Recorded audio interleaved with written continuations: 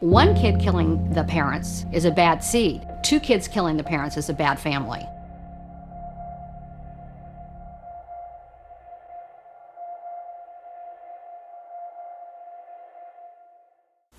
Now, apart from the showers and your bedrooms, were there sexual incidents with your father in other places besides your home? Yes. And what kinds of places? In hotel rooms when we were play tennis, or I remember twice when we were on vacation. And do you recall what ages you were on vacation when it happened? One of them I do. One of them we were in St. Lucia, and the other one we were in. I don't remember exactly where we were. What type of vacation? It was skiing vacation. We were either in Vermont or we were in Colorado. Not really sure. And you're not sure how old you were for the episode on the skiing vacation? Yeah, I don't remember. St. Lucia is where? It's in the Caribbean. Did you take all of your vacations with your parents? Yes. Now, you said there were also hotel rooms when you were on the road playing tennis. Would this be when your parents were traveling with you in tournaments? Yes. And Mr. Menendez, did such activity happen when you were traveling in the tournaments over the summer of 1989? Yes. And would there be a difference in the kind of sexual activity that would occur when you were traveling, depending on how you did in the tournament? Yes. It would all depend on how I did in the tournament, whether I won or I lost. And if you won, what was the usual sexual activity? Well, in California, it wasn't so usual anymore for us to have nice sex, but it would only happen after I won. Okay, so nice sex was reserved for when you won. Yes. That's when your father was in what kind of mood? He was in a elated mood. And what would happen when you lost? One of two things. And what are the two things? He would either have actual sex, or usually it was knees. And was it knees that happened during the summer of 1989? Yes. Now, you testified that the last sexual activity with your father was in August of 1989. Where did it occur? In my bedroom. In Beverly Hills? Yes. When did it occur? In August. I know when. It occurred before the talk, right after we got back from Kalamazoo. Okay. And you got back from Kalamazoo somewhere around the 9th or 10th? Yes. So was it within a day or two? Yes. And what type was it? It was knees. Now, Mr. Menendez, when you moved to California, how old were you? I was 16. No, I was 15 when I moved. I turned 16 right after. You turned 16 in November after you moved? Yes. And up until that time, had you ever had a girlfriend? No. When you were in the 8th and 9th grade, excuse me, did you have friends at school who would talk about girls and sex? Yes. And did these friends have social interactions with girls? Yes. Did you? No. Why? Because I was afraid of that. What were you afraid of? I was afraid of, they would talk about sex a lot, and I was just afraid of the conversation. I didn't even want to get into the conversation, and I certainly didn't want to be around girls when talking about that, or even really around girls and that type of thing. Why? Because it made me real self-conscious, made me real afraid that they might be able to tell something that I knew a little bit too much, or that I knew something that I shouldn't have, or that they would be able to tell something I didn't know. Tell what? That I would be able to, something would slip out. About what? About what was happening with my dad. Okay. In fact, was there a time when you made choices about who your friends would be based on whether certain boys talked about sex and other boys didn't? Yeah, there were two of my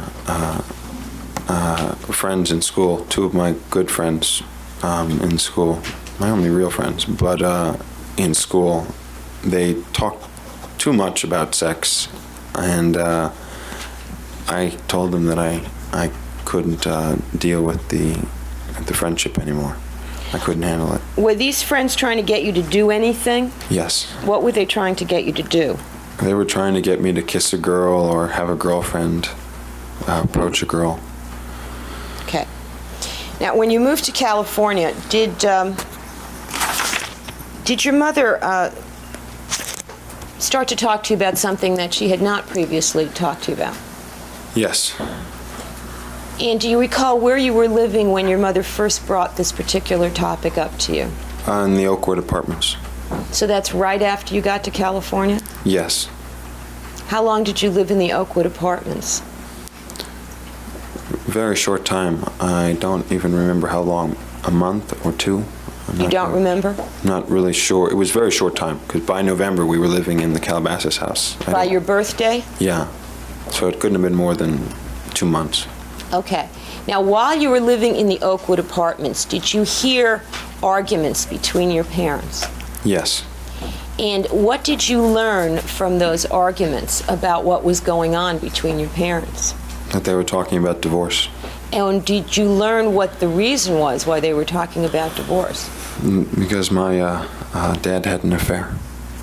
And what was your mother's basic mood, if you will, during the time that you lived in the Oakwood apartments? She was very depressed, crying a lot, but very angry when talking with my dad. She was angry with your dad? Yeah, she was really angry. She was really angry.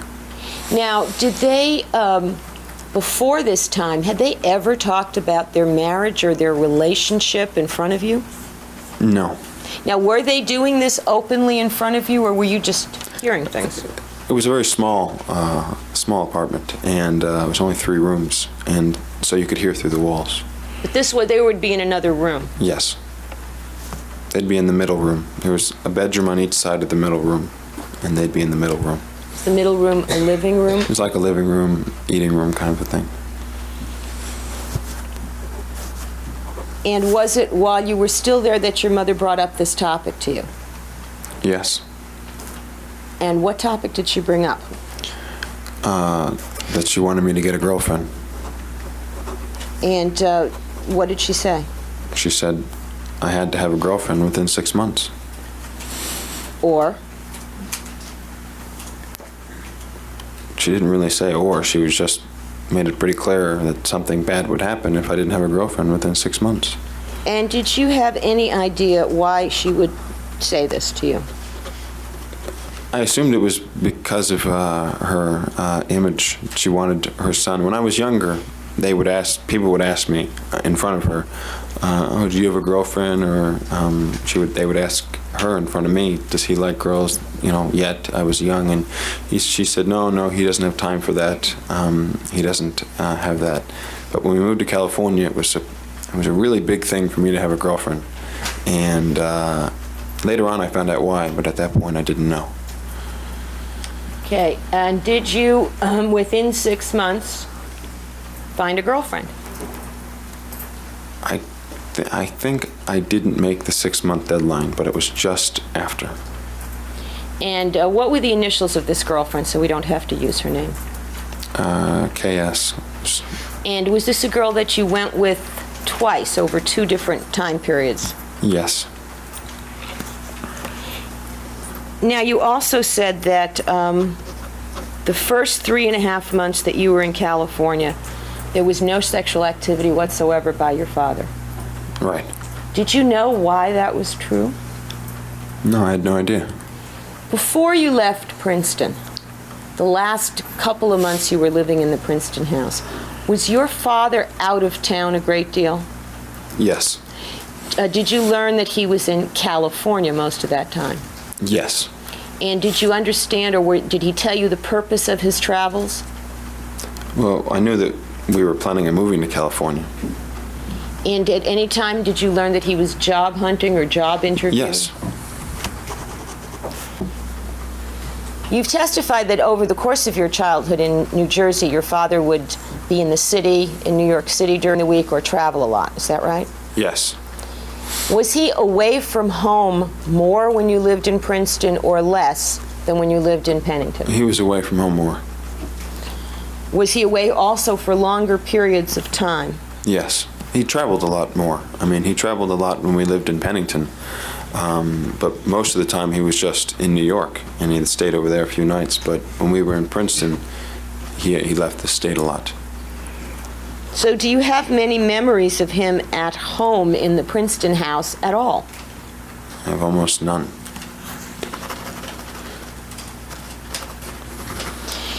Now, when the sex started up again after the 3.5 or so months in California, this was before you had met your mother's deadline for getting a girlfriend, is that right? I'm sorry? Was this before you met your mother's deadline, before you got your girlfriend? What was? The sex in California Yes. starting up again. Yeah, long before.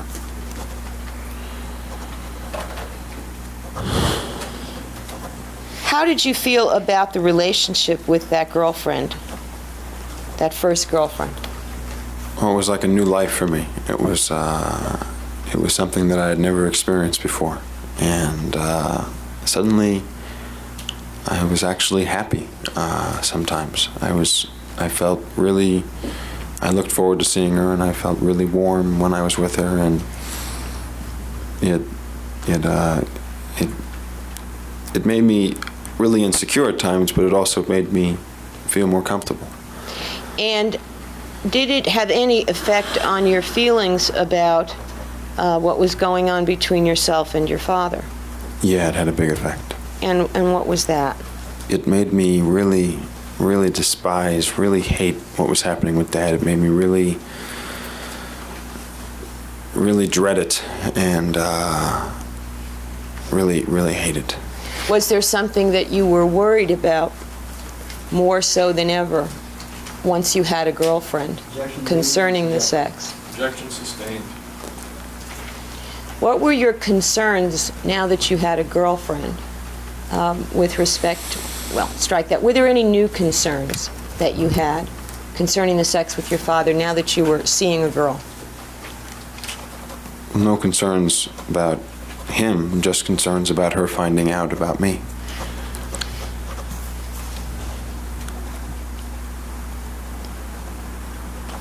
Do you recall, Mr. Menendez, whether there were ever sexual incidents with your father on days when you had dates with your girlfriend? Yes.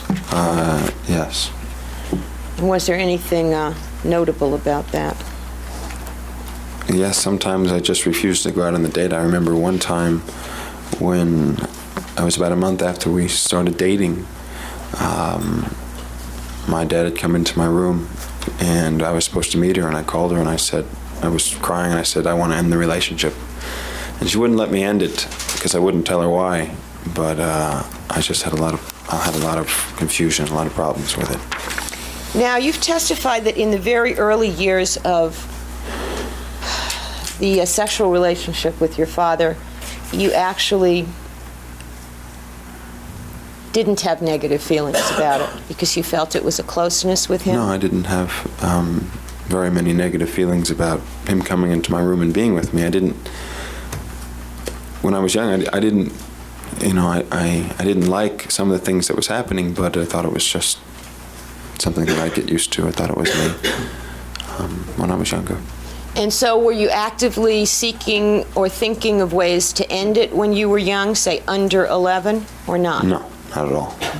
Now, when it got violent at 11, okay, I think you've described a period when after that you were very depressed, you tried to run away, and then there was a period that you called trying to fight back, like the cinnamon and hiding and those things. Okay? Yes. Now, at that time, did you want it to end? Yes. Did you ever tell your mother in an effort to get it to end? Definitely not. Why didn't you tell your mother? Because I Well, for a few reasons. One of the big reasons was if she believed me, I knew she couldn't do anything about it. She certainly couldn't get Dad to stop by fighting Dad. I just felt bad for her, and I didn't. She had a lot of problems. She was sad or angry a lot, and I didn't want to have to give her more problems. What about any concern about your father if you had told her? Well, that was the obvious concern. I didn't want to get beaten up. I didn't want to get killed. I didn't want anything to happen to me. Now, did you believe that if you told your mother and she accepted it, that she would mind what your father was doing? Yes, of course. And did you think that if she minded, she'd try to help you? Yeah, I thought she would try to help me, and then her and Dad would no longer get along, or Dad would do something to her real bad and would destroy the family. I didn't want all these problems. And that was apart from whatever you thought directly might happen from your father? Yes. Now, did you, by the time you were, well, I don't know, you tell me, at what age did you come to believe that what was happening between you and your father was really abnormal? Really abnormal? Yeah, really wrong or abnormal? Objection, leading none. Because already. When I was 13 or 14, when I was younger, when I was like 12 and so on, I just really hated it. But I thought it was normal. It was only when I talked to my cousin, I just began to really have problems with it, that I thought maybe this was not something normal. You said you talked to your cousin. Mr. Menendez, was there one person that you were closest to when you were young? Yes. And was that a person your age or someone younger than yourself? That was someone younger than myself. And who was that person? That was my cousin Andy. Andy what? Andy Cano. And whose child is he? My aunt's. Yes. Your aunt who? My Aunt Martha. Okay. Now, was there a time in your life that when you were closer in some ways to Andy than even to your own brother? Yeah, especially when Lyle got a girlfriend. And how old were you when Lyle got a girlfriend? I was 13, I believe. And at that age, when you were 13, is that when Lyle started seeing that young woman that's been talked about here, Stacy? Stacy. And before that, in a year or two before that, had you been spending social time with Lyle? A lot of social time.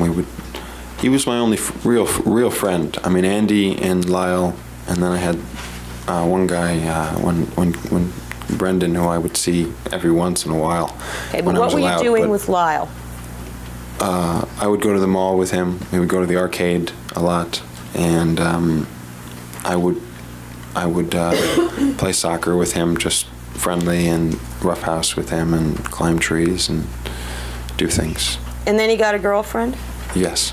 And how much of that activity between yourself and Lyle continued after Stacy came upon the scene? Not much. I felt really abandoned, and Abandoned by whom? by Lyle. I knew he didn't do it on purpose, but I just felt like I felt like I lost my best friend, and because he would spend all the time with Stacy. And at this time, did you therefore become closer with Andy? Yes. Mr. Menendez, when you were about 13, did you actually tell Andy Cano what was happening between yourself and your father? Objection, called to hearsay. Overruled. I told him. I'm not asking you what you said, because that would be hearsay, but did you tell him what was happening? Yeah, I believe I told him before 13.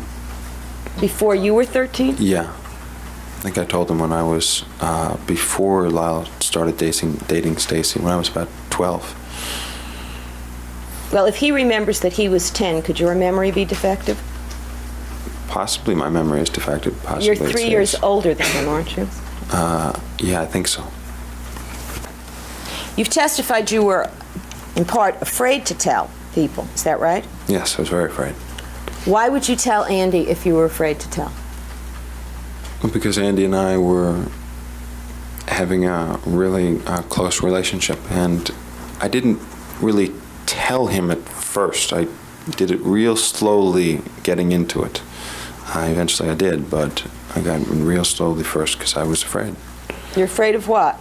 I was afraid of telling him and him telling somebody else, so I wanted to see how he would sort of react, that sort of thing. And did he keep the secret? As far as I know. You testified before that you ultimately found out or learned why it was your mother was pressuring you to have a girlfriend. Yes. What was it well, first of all, when did you make whatever discovery it was? After Kirsten broke up with me. Kirsten was the girlfriend? Yes. And when was it that Kirsten broke up with you? In just after summer in September of 1987. Was that the first time you and Kirsten broke up, or the second?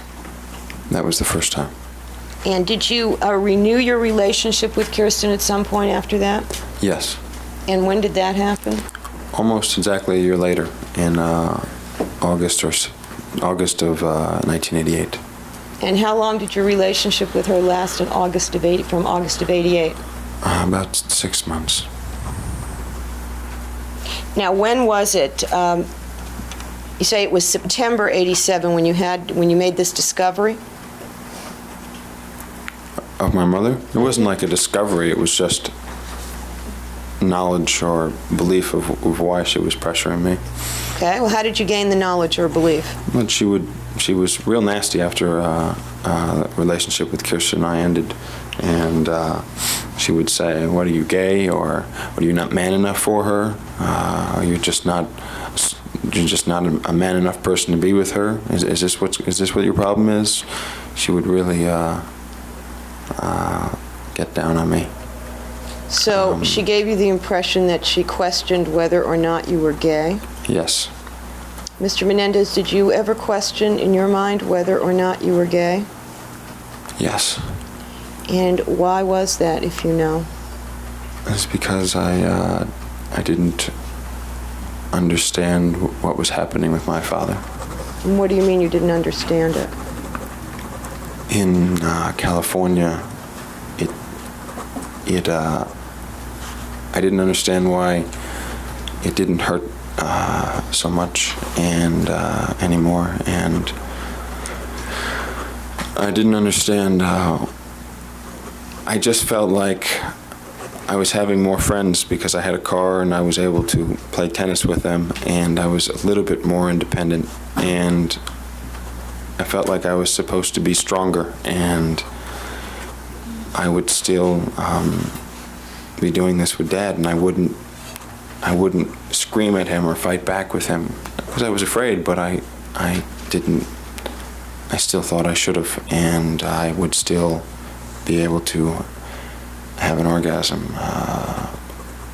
Okay, so those things, those factors made you wonder if, in fact, maybe you were gay. Maybe that's why this is happening. Maybe that's why I don't resist. Maybe that's why it doesn't hurt. Is that what you mean? Yes, I didn't understand. And did these concerns about whether or not you were gay, did this bother you? Yeah, it was on my mind a lot. It bothered me. Did you think it was wrong for somebody to be gay, or was it just that you didn't know what you were? No, I didn't think I was wrong to think I was... No, you didn't understand my question. Do you think it was wrong for people to be gay? No. So what was it?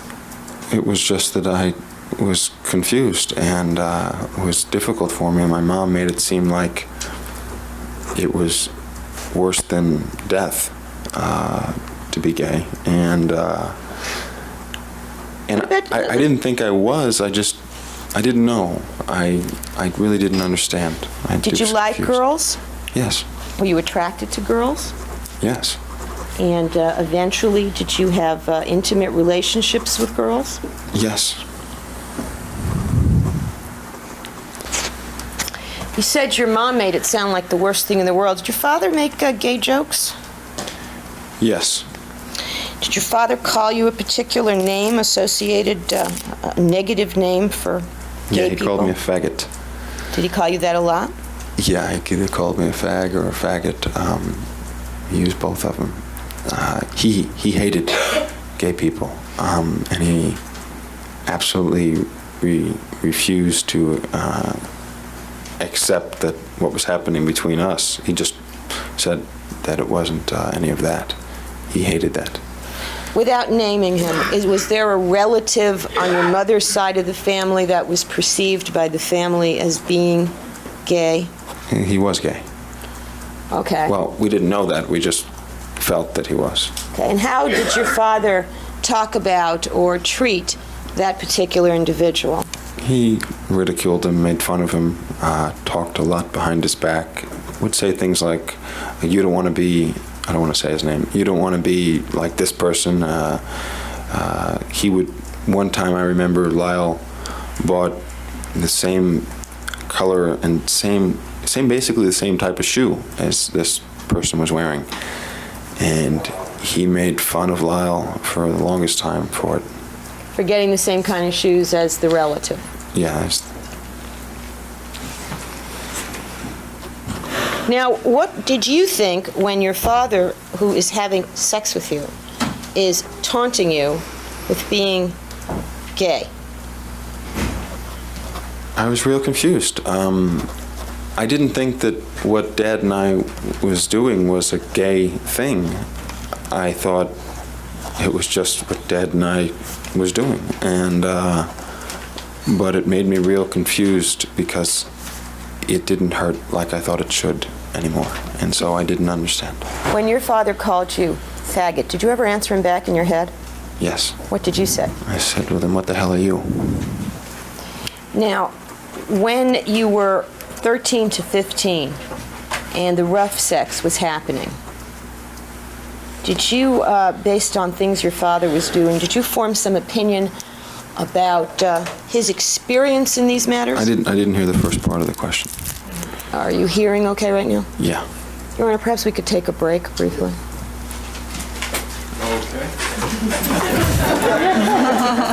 Need a vote for. All right, we'll take a recess and we'll resume at 10 minutes.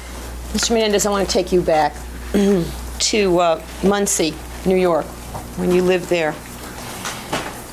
Do you remember your earliest recollection of being frightened by one of your parents? Which parent? Your father. Yes. And what were the circumstances of this earliest memory of being frightened by your father? I was swimming. Do you remember where you were swimming? I was swimming at the, I believe it was called Ramapo. I'm not quite sure of the name. It was a lap pool. And what happened? Well, when I was in Muncie, I couldn't quite swim the 25-yard pool without breathing. And he wanted me to do it straight without breathing, because that way you swim faster. And I couldn't do it. So he would train me to do it without breathing. And how would you do that? By grabbing my hair and dunking me under the water, and then lifting me up and dunking me under the water again. So what frightened you? Just the fact that he dunked me under the water for 20, 30 seconds, and I didn't know what was happening. I was trying to grab his hand and trying to get his hand off my head because I was desperate for air.